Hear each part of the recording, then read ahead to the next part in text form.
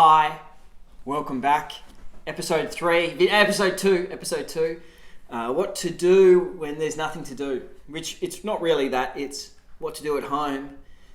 Now, if you don't know who they are, two people worth checking out who do really well in this genre is Larry Saltron and Cindy Sherman for very different reasons. Cindy Sherman is the queen of the selfie. She's photographed herself for the last 30, 40 years probably in all these different scenarios. She's her own subject, so doing stuff at home for her would be probably quite pleasing. The other person is Larry Saltron. He's a West Coast photographer. He has done a lot of different stuff, but there is a book of his that is on his parents, which really amplifies and enriches the home life that they live. He turns, because it's his family home, because he is there all the time, this is where it can get you guys, start you thinking. He can observe, so his stuff is not driven by style, his work is driven by observation. His observations of his parents, doing stuff around the house, aging, how they fit into their sexuality and, stereotypes because they were from a different generation.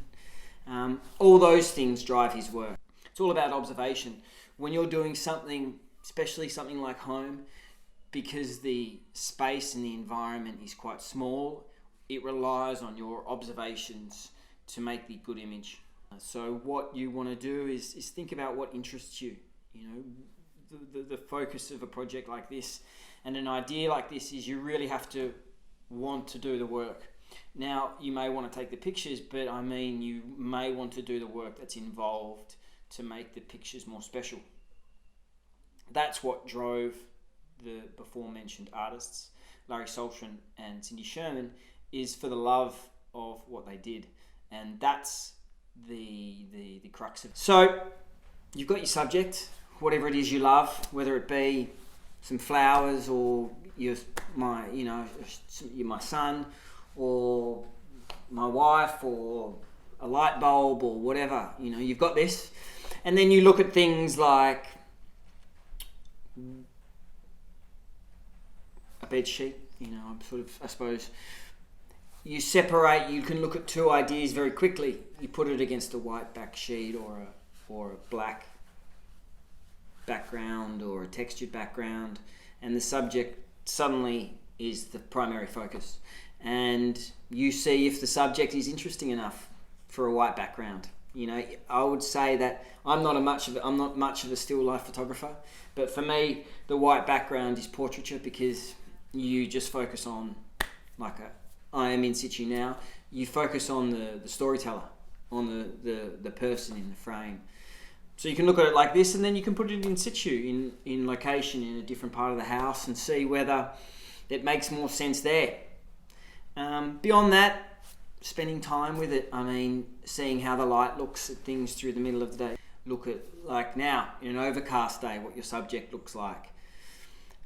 It's about really knowing, and for me, what I did some pictures of my son's friend. It was like this.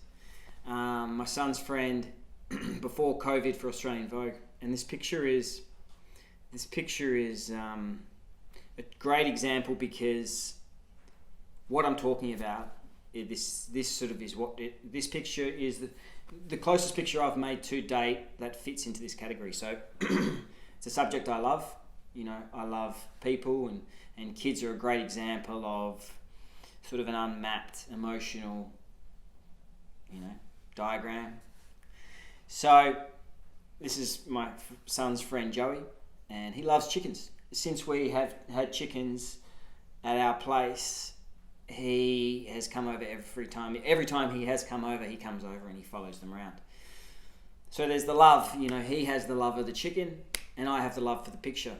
And it's as simple, and then you get your technical, then you get all the picture stuff right, and that's as easy as it is to get a good picture.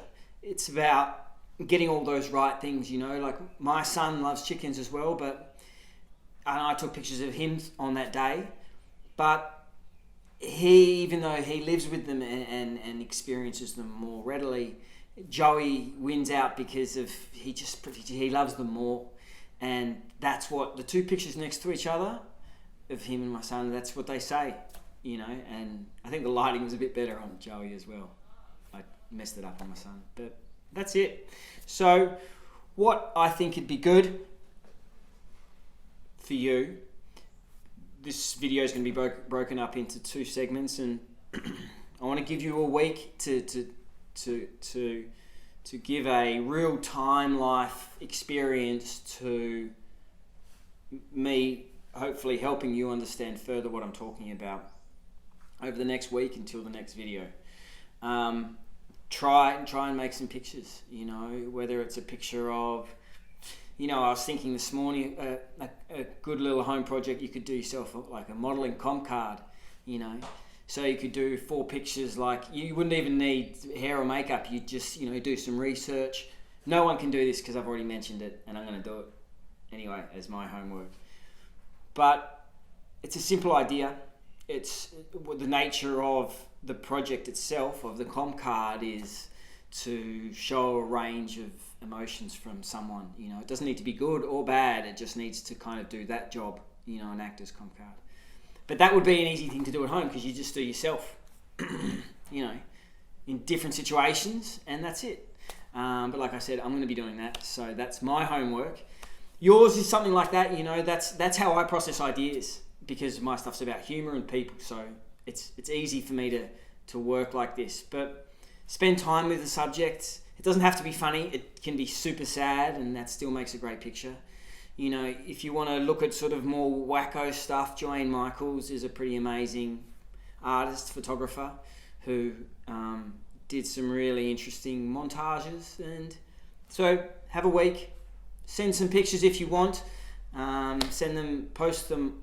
I'll post my details, my email on the Instagram TV thing, or it'll be listed in the YouTube channel, SES Worldwide. I'll put that just for this.